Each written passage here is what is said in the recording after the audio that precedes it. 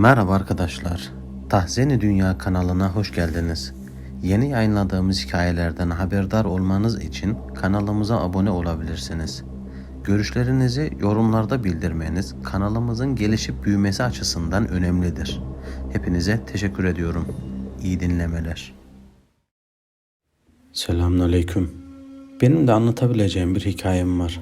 Ama nereden başlasam bilemedim. Her bayram olduğu gibi izine, köye, babaannem ve dedemlerin yanına gitmek için hazırlandık. Ben, babam, annem ve ablam arabaya binip köye gitmek için yola çıktık. Köy kaldığımız şehre hemen hemen 2 saat sürecek mesafedeydi. Tabii köye geleceğimizi tüm köylüler biliyor. Komşular, akrabalar hepsi bekler gibiydi. Her neyse, köyde eskiden 150 kadar hane var iken bu yaz taş çatlasın 20 hane yok dedi muhtar. Babamla telefonda konuşurken duydum. Neden dedi babam. Köylüler geceleri dışarı çıkamaz oldu. Hayvan saldırıyormuş dedi. Babam da gelince konuşuruz. Olmadı jandarmaya falan haber veririz dedi. Sonra telefonu kapattı. Köye giderken bizim ırmağın üstünde küçük bir köprü var. İşte o köye girmeden önce o köprüden geçerken yolda önümüze yaşlılardan bir hacı amca çıktı. Hacı amcanın yanına durduğumuzda direkt "Oğlum ananı babanı al, bu köyden git. Durum çok kötü" dedi. Babam "Hayırdır hacı amca, ne oldu?" diye sorunca adam beklenmedik bir anda "Gidin" dedim lan işte, uzatma Selahattin" dedi. Sonra hacı amca hızlı adımlarla uzaklaştı gitti. Babam da hiçbir şey anlamamış gibi bize baktı. Tabii küçüğüm o zamanlar, yaşım 7 falan. Yol köy girişine kadar sakin geçti. Ta ki köy meydanına gelene kadar. Köye geldiğimizde akşam vaktiydi. Köy meydanında minaresi olmayan alelade bir mescidimiz vardı. Ama biz cami derdik ona. Orada durduk. Babamla ben abdest almak için içeriye girdik. Annemle ablam da arabadaki malzemeleri, eşyaları eve taşımaya başladılar. Babamla abdest alıyoruz ama suda böyle nasıl desem kızılımsı bir renk var. Bulanık gibi yani. Neyse dedik, aldık abdesti, girdik mescide. İnanın bana, normalde dolu olan mescitte bir imam efendi, bir de yolda gördüğümüz hacı amca var. Başka kimse yoktu. Ezanın bitmesiyle birlikte namaza durduk. Kocaman camide imam efendi, ben, babam ve hacı amca vardı. Saf oluşturduk, farzı kıldık. Kazasız belasız geldik sünnete. Sünneti kılmaya başladığımızda bu hacı amcada bir tuhaflık oldu. Sanki acelesi var gibi kıldı sünneti. Hızlıca secdeye gitti geldi. Biz de sünneti bitirdiğimizde imam efendi ile şakayla karışık "Hayırdır hacı amca, ocakta yemeğin mi var?" dedik. Hacı amca da "İşinize bakın, namazı bitirip gidelim. Gelmeye başlıyorlar" dedi. Tabii biz hiçbir şey anlamadık. Yaşlıdır dedik, fazla uzatmadık. Namazı bitirdik. Hacı amca ceketini üstüne alıp hızla evine doğru koşmaya başladı. Ben, babam, imam efendi mescitten çıktığımızda gözden kaybolmuştu. Sorduk imam efendiye. Hacı amcanın hali ne böyle? Neden böyle aceleci? Hemen kaçtı gitti falan. İmam efendi de bir haftadır mescide sadece hacı amca geliyor. O da hemen kılıp gidiyor dedi. Neyse sohbet etti biraz imam efendiyle babam ayaküstü. Köyden, havadan, sudan hoş beş yani. Babamla camiden çıkıp eve doğru yola koyulduk. Evin kapısı tahtadan bir kilitle kapatılır genelde. Bilenler bilir, yukarı kaldırınca kapı açılır. Açtık kapıyı, içeri girdik. Ama televizyon açıktı. Evde sessizlik hakimdi. Dedemin babaannemin elini öptük. "Hoş geldiniz" falan dediler. Sonra baktık sofra çoktan kurulmuş. Bizi bekliyorlarmış anlaşılan. Hep birlikte sofraya oturduk. Dedem bize sorular soruyordu. Okul nasıl gidiyor? Dersleriniz nasıl? Yaramazlık yapıyor musunuz falan diye. Birkaç dakika kadar böyle muhabbet döndükten sonra babam lafı hacı amcaya ve imam efendiyi getirdi. Dedeme "Baba nerede bu adamlar? İnsanlar nerede? Mustafa ağamlar falan hep çocuklarının yanına gitmişler. Niye köyde değiller falan" diye sordu. Dedem de köylü akşamları sokağa çıkamaz oldu. Hayvanlar saldırmış kaç kere. Koyunlarını falan parçalamışlar. En sonunda evin önündeki köpeği bile boğazlayınca artık verdiğimiz emekler hep gitti deyip şehre, çocuklarının yanına gittiler doğal olarak dedi. Kısa bir sessizlikten sonra babaannem normalde sessizdir, fazla konuşmaz, güler yüzlüdür. Ama o anda somurtarak bize baktıktan sonra "O işin aslı öyle değil efendi" dedi. "O işin aslı şöyledir" deyip o geceyi korkuyla geçirmemize neden olan o hikayeyi anlatmaya başladı. O Mustafa ağam dediğim ağamın karısı Ayşe'nin anlatmış. Babaannem onun ağzından anlatıyor olayı. Evde soba soğumaya başladıydı. Baktım odun kalmamış. Gideyim biraz odun keseyim getireyim de sobaya atayım dedim. Sonra dışarı çıktım. Çıkar çıkmaz yüzüme öyle soğuk bir hava vurdu ki. Çok yoğun sisliydi ortalık. Göz gözü görmüyor neredeyse. Gittim odunluğa, açtım kapısını girdim. İçeride kenarda eski meşelerden odun vardı. Ondan keseyim dedim. Bir baktım meşenin dalından kan akıyor. Dikkatlice baktım ki aman Allah'ım. Boyu 2 metre, belki daha fazla. Simsiyah bir varlık. Gözleri ateş kırmızısı gibi. Bana bakıyor. Amanın dedim, ellerim ayaklarım titreyerek. Arkama bile bakmadan kaçtım odunluktan.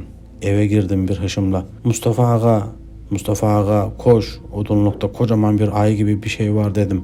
O da silahını kuşandı, benimle birlikte geldi. Burada artık daha fazla durulmaz. Şehre gitmek vacip oldu. Git söyle Selahattin'e alsın sizi dedi. Aynen bunları anlatmış babaanneme.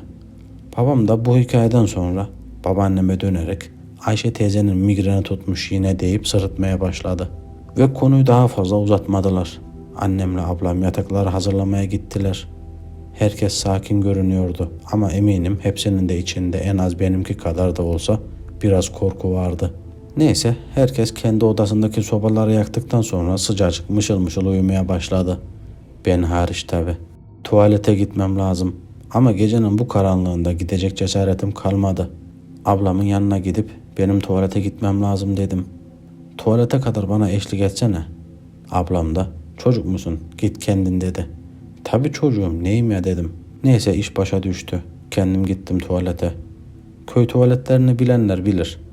Her tarafı yıkayınca rahat gitsin diye bir gider deliği var su için. Orası bir kol girecek kadar büyüklükteydi. İşim bittikten sonra bir hışırtı gelmişti. İşte o delikten dışarıya bakayım dedim. Etraf zifiri karanlıktı. Muhtar sağ olsun köydeki sokak lambalarını bir türlü yeniletmedi. Gözlerim o karanlıkta siyah gölgelerin geçtiğini gördü. Uykuluyum ya zaten. Çok fazla üzerinde durmadım. Gözlerimi ovaladım ve hemen yatağıma doğru gittim hızlıca. Hemen yatağa girdim ve uzandım. Tam kafamı yastığa koydum uyuyayım dedim. Babaannem Selahattin, bey, bey diye babamla dedeme seslendi. Ama bağırarak. Ben zaten uyanıktım. Diğerleri de uyandı babaannemin bu bağırma sesine. Baktım salon kapısına doğru gitti. Dur bakayım ben de gideyim ne oluyor falan dedim. Dur bakayım ben de gideyim ne oluyor falan dedim. Gittim arkasından. Geldi salon kapısını açtı. Bekliyor. Dışarı bakıyor ağlayarak. Babam, dedem, annem falan hep geldiler. Hepimiz babaanneme bakıyoruz. Babaannem o sırada dışarıyı gösteriyor. Elleriyle işaret ediyor. Bir yandan da ağlıyor. Ama nasıl ağlamak? Ciğerden geliyor ağlaması. Gösterdiği yere bakıyoruz ama bir şey göremiyoruz. Bize görünen bir şey yok. Ama babaannem hala güçlü güçlü ağlıyor. Aradan 15-20 dakika geçti. Babaannemi sakinleştirdik. Su içirdik. Oturttuk kanepeye. Dedem, hanım nasıl oldun, iyi misin dedi. Nenemse, nasıl görmediniz, oradaydı. Hayvan falan değil, bildiğin çarşaflıydı dedi. Dedi ama bir yandan da ağlıyordu. Babam, yaşlı kadındır. Tansiyonu falan düşmüştür. Olur böyle falan dedi. Sabah babaannemi hastaneye götürürüz diye karar alıp yataklarımıza döndük. Sabaha kahvaltımızı yaptık. Sonra babamlar babaannemi hastaneye götürdüler. Hemen az ileride ilçe vardı. Orada hastaneye götürdüler. Annem de beni evden gönderdi. Git dolaş biraz diye. Ben de imamın yanına gittim. İmam köyün çocuklarına Kur'an kursu veriyormuş. Benle birlikte 3 çocuk olmuştuk aslında. Ahmet, Erdinç ve ben. O gün imamla elif bağ, sureler, dua derken geçirmiştik. Ahmet'le Erdinç tanışıyorlarmış zaten. Ben de o gün tanıştım, kaynaştım onlarla. Bayağı arkadaş olmuştuk. Erdinç bir laf attı ortaya. Köyü cinler bastı dedi. Biz ne olduğunu falan sorduk. Hayvanları falan kaçırıyorlarmış falan dedi. Hoca da duydu bunu. Gülerek ensesine hafiften vurdu. Boş işlerle uğraşma falan dedi gülerek. Neyse kurstan çıkınca Erdinç bize gidelim. Size bir şey göstereceğim dedi. Camiye yakınmış zaten evi. Ben her ne kadar yok olmaz eve gideyim falan desem de Ahmet'le ikisi ısrar edince dayanamadım. Mecbur gittim. Evin oraya vardığımızda fındıklık vardı. Sık çalılar falan. Çalıların orayı eşeler gibi yaptı Erdinç. 1 dakika kadar öyle ayakta baka kaldı. Oğlum buradaydı lan dedi. O öyle deyince Ahmet'le birbirimize baktık şaşkın gözlerle. Uzaklardan inileme sesi gelmeye başladı. Ayaklarımızı kıçımıza vura vura kaçtık. Gittik köy meydanına. Etraf karanlık. Üçümüz birazdan o neydi? O neydi lan öyle falan diyorduk. Ahmet kurt ulumuştur. Başka bir açıklaması olamaz dedi. Ben de katılmıştım bu fikre. Ama Erdinç ısrarla karşı çıktı. Cin bastı bu köyü. Uyuyun siz hala dedi. Erdinç'in dedesi Hacı amca. Bize bir daha bu kadar geç kalmayın dedi. Ahmet'le bana dönüp hadi çocuklar geç olmadan evlerinize dedi. Evlere dağıldık. Babamlar gelmiş. Arabadan anladım. İçeri girdim. Annem sordu. Neredesin sen bu saate kadar falan. Biraz yalan biraz gerçek anlattım geçiştirdim. Babaanneme baktım iyi görünüyordu. Doktor turp gibi demiş. Hiçbir şey yok demiş. Ama yüzüne bakınca solgunluğu belliydi. Uzunca süre ağlamıştı. Bu arada babam dedemle konuşuyor. Yarın muhtar yanına gideyim. Köy hayvandan geçilmiyor. Söyleyeyim de jandarmaya falan getirsin diyordu. Dedem de kafasıyla onayladı olur der gibi. Bugün de böyle geçmişti. Herkes yatağına geçti uyumaya başladı. Ben de geçmiştim tırsa tırsa. Uyumaya çalıştım zor da olsa. Ama size şunu söyleyeyim. Yarın babam için çok kötü bir gün olacak. Hayatı boyunca rahat vermeyecekleri günlerin başlangıcı olacaktı. Neden mi? Anlatayım. Ertesi sabah oldu. Kahvaltıdan sonra muhtarın yanına gittik babamla. Muhtarlık meydana yakındı zaten. Girdik içeri. Selam hoş beş. Babam anlattı durumu. Böyle böyle. Köyün durumu ortada. Ne yaparız ne ederiz bir çaresine bakmak lazım dedi. Babam anlattıkça muhtarın yüzü düştü. O da anlatmaya başladı. Köylüler cin gördüklerini söylüyorlar. Geceleri kapımızı yakıyorlar. Kadınlarımız doğramaz oldu falan diyorlar. Ne bileyim ben. Bütün gün şehirdeyim. Hiçbir şeyden haberimiz olmuyor ki. Bir gün imamla konuşalım. Namaz vakti köyde kim kaldıysa hepsini toplayalım. Camide bir vaaz verelim diyorum. Babam da ya muhtar emmi nereden biliyorsun köylülerin şehre gitmek için bahane uydurmadıklarını? Hadi şehre gidelim diye uydurmacaysa bunlar dedi. Muhtar devam etti. Bir gün camideyiz. Tam namaz vakti. Dışarısı soğuk bayağı. İçeride namaza duracağız tam. Baktık kapı tıkırdadı. Açmaya çalışıyorlar ama açamadılar. Biz de içeriden açmaya çalıştık ama nafile. Sıkışmış gibiydi. Dışarı baktık camdan. Hacı emmi, Abdullah ve Mehmet Ağa'ydı bunlar. Neyse dedik onlar da kaza ederler sonra dedik. Durduk namaza. Tıkırtılar kesilmişti tabi bu arada. Namazdan sonra dışarı baktık. Bir de ne görelim. Bu üçü dama çıkmış çırılçıplak duruyorlar öylece. Put gibi. Aman muhterem mi? Oyun etmişler belli baksana dedi babam. Ardından muhtar oyun olur mu hiç ya? Koskoca adamlar. Zar zor giydirdim. İndirdik aşağıya. Sonradan şehre taşındılar. Bir tek acemi kaldı. Onun da durumu malum zaten. Neyse vakit geliyor. Hadi gidelim. Vaazı da verelim de millet rahatlasın biraz dedi. Babam da tamam muhterem mi? Ben de herkese haber edeyim dedi. Çocuklar ve kadınlar hariç herkesi kahveye topladık. İmam konuşmasını yapacaktı. Herkes var. Hacı amca dahil. Hoca sohbetine başladı. Cinler vardır. Allah onları ateşten yaratmıştır. Lakin onlar bizlere musallat olmazlar. Ta ki bizim onlara musallat olmamıza kadar. Onlar da insanlar gibi varlıklardır ama başka alemdendir. Gelmeleri olanaksızdır. Cinler size musallat olursa diye sohbetine devam ediyordu ki Hacı amca araya girdi. Lan sen hoca mısın? Yaptığın hep dalavere. Gel de ben sana göstereyim varlar mı yoklar mı diye. Gel dedi. Tuttu hocayı kolundan dışarıya çıkardı. O anda herkes koşuştu kaçıştı sağa sola. Babam da dedi durun ya nereye gidiyorsunuz bekleyin. Etraf sisli ya zaten. Hemen gözden kayboldular. Meydanda muhtar, ben ve babam kalmıştık. Biz de dağıldık evlere. O gün akşam dedeme anlattık. Böyle böyle. Dedeme bir düşünce sardı. Sakalına sıvızlayarak. Hacı emmi önceden böyle değildi. Sonradan sonraya böyle oldu. Karısıyla birlikte kalıyorlardı. Karısı da çocuklarının yanına gidince bu tek kaldı. Sonra zamanla kafayı yedi. Gitti koskoca adam. Taş gibi, dağ gibi hacı eridi. Babam, baba ne oldu köyde ya böyle? Giden gidene dedi. Dedem de, oğlum ben de köy meydanında duydum doğru mu bilmem. Bu adam evdeyken evin kapısını yakmışlar. Bunun tavukları falan saldırmaya başlamış hacıya. Adam kendi evinin oradan bile koşarak kaçıyor. Çok yalnız kaldı adam. Köylüce gittik yanına. Adam üstümüze saldırdı gidin buradan diye. Bunun oğlu gelinle birlikte buraya gelmişti. Gelin hamileydi. Buraya gelince düşük yaptı. Babam dışarı çıktı hava almak için. Bu zamanlar ben küçüğüm. Çok bir şey anlamıyorum. Dedem bana baktı güldü.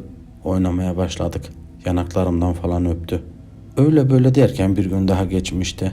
Ertesi gün oldu. Babam elinde bir kamerayla geldi salona. Dedem dedi, oğlum bu ne böyle? Babam da, köyü dolaşma vakti. Bakalım köyde neler olup bitiyor dedi.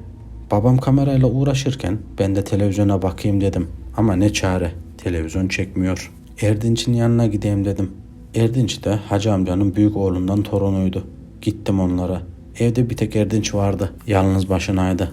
Bir çoban köpeği vardı. Ona bakıyordu. Ne haber, nasıl gidiyor falan dedim sohbet açmak için. Gel biraz dolaşalım dedi. Hava hafiften yağmurluydu. Evde dursak daha iyi olur dedim. Eve girmek istemezsin dedi. Neden dedim. Evde kötü koku var. Annem tarhana kuruttu galiba bilmiyorum dedi. Neyse dedik. Köpekle birlikte meydana doğru gitmeye başladık. Erdince dedim tasmayı ver biraz da ben dolaştırayım köpeği. Tamam dedi verdi. Tasmayla tutuyordum köpeği. Meydana yaklaştıkça köpek bir huysuzlandı. Hoş diyorum durmuyor. Hoş diyorum hiç etkilenmiyor. İyice huysuzlanıyordu. Sonra meydanda bir noktaya doğru havlamaya başladı. Tasmayı Erdinç'e verdim ama nafile. Yine susmuyordu köpek. Havladığı yöne baktığımızda yamaçtan aşağı doğru at üzerinde aksakallı bir dede iniyordu. Ben öyle bakıyordum sakin sakin ama Erdinç o ne lan öyle dedi. Ne olacak oğlum adam ata binmiş. Ne var bunda dedim. Erdinç oğlum bizim köyde atı olan kimse yok ki dedi. Bize bir ürperti çöktü. Hemen evlere dağılmaya karar verdik. Erdinç'ten ayrıldıktan sonra eve geldim. Aradan 5 dakika geçmeden babam geldi eve.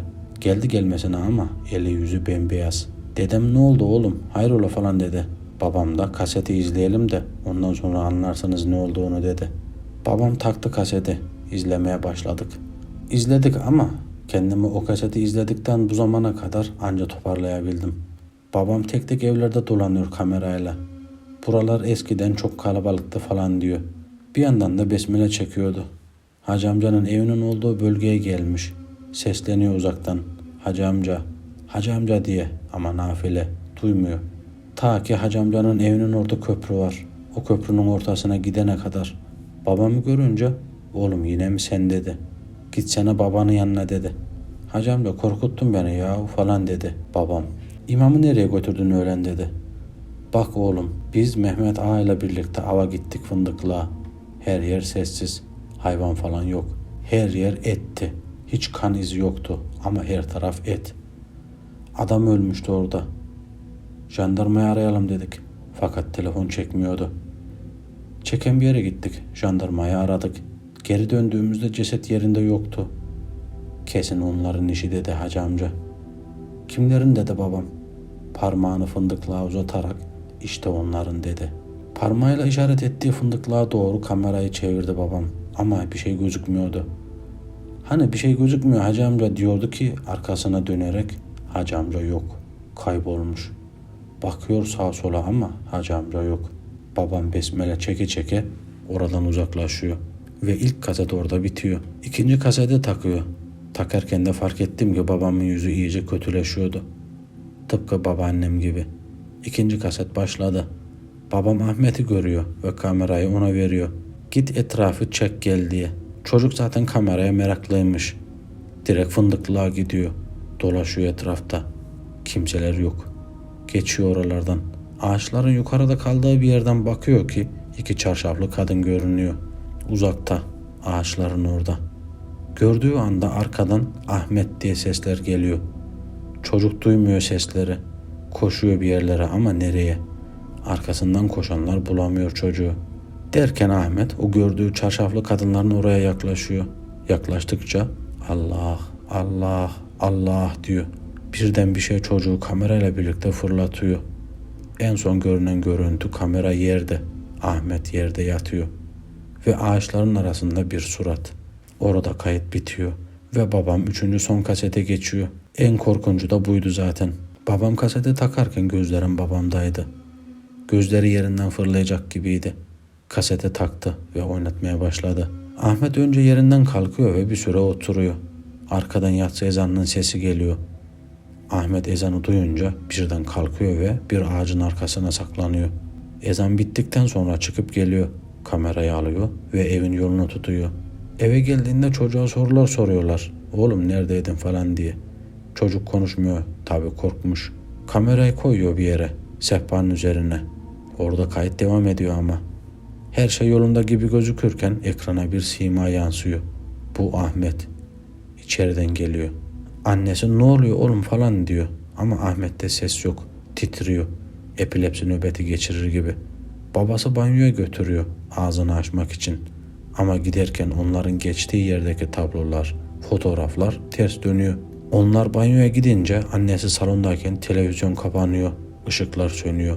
Bağırışmaya başlıyorlar. Çığlıklar kopuyor. Bir süre sonra Ahmet salona geliyor. Sallana sallana ayakta duruyor. Annesi sesleniyor. Ahmet oğlum diyor. Ama Ahmet'ten çıt yok. Öylece ayakta sallanıyor. Orada kayıt bitiyor. Kaset bitince ailecek birbirimize bakışıyoruz. Ben annemin kolunun altında korkuyla oturuyorum. Kısa bir süre sessizlik hakim oldu. Ta ki dış kapı gıcırdayana kadar. Babam dedeme döndü. Baba misafir mi bekliyorduk diye. Yok oğlum misafir falan gelmeyecekti dedi dedem. Tahta merdivenlerden yavaş yavaş ayak sesleri geliyordu. Sanki 3 kişi çıkıyor.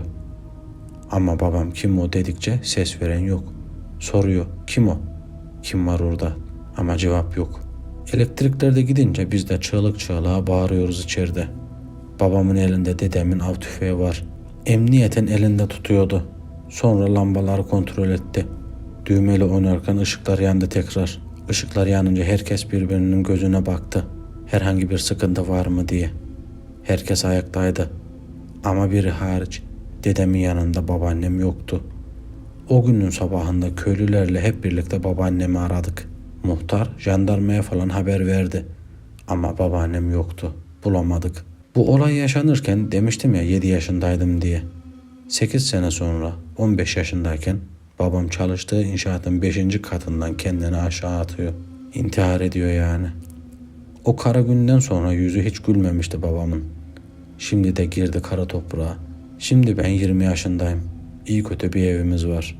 Ben, annem, ablam ve dayım bir arada kalıyoruz. Dedemi de yanımıza aldık. Ama dedemi bazen kendi kendine konuşurken görüyorum. Kendini suçluyor. Ben de ara ara rüyalarımda babaannemi görüyorum. Buradayım, buradayım ben diyor rüyamda. Psikolojik tedavi aldım. Düzelmeye çalıştım. Bunları yazarken bile çok zorlanıyorum. Ailemizi yıpratan bu olayı ömrümün sonuna kadar unutmayacağım. Ve bu olanların ileride çocuklarım olursa onların kulağına gitmemesi için elimden geleni yapacağım. Hikayemiz bu kadar arkadaşlar.